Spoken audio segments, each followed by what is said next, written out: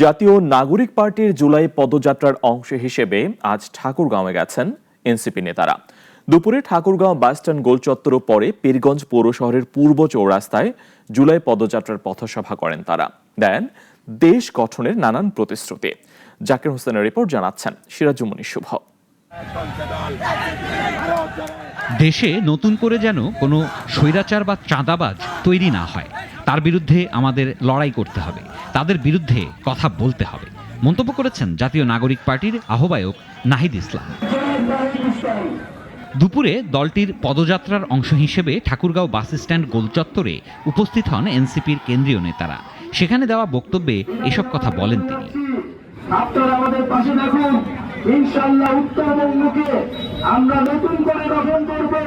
এই উত্তরবঙ্গের যে সমস্যা, এই ঠাকুরগাঁও আমাদের যে কৃষক সমাজ, সেই কৃষকদের সন্তান আমরা, এই কৃষক পরিবার থেকে আমরা বিশ্ববিদ্যালয়ে পড়তে চাই।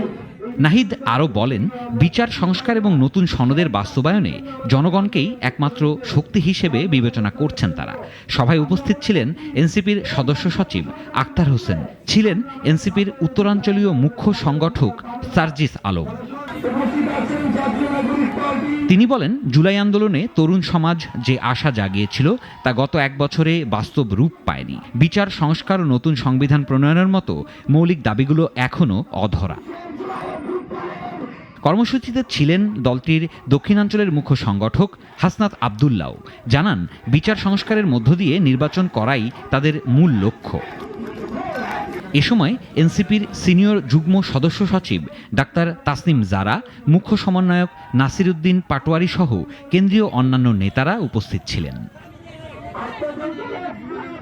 সিরাজুমনি শুভ, নাগরিক।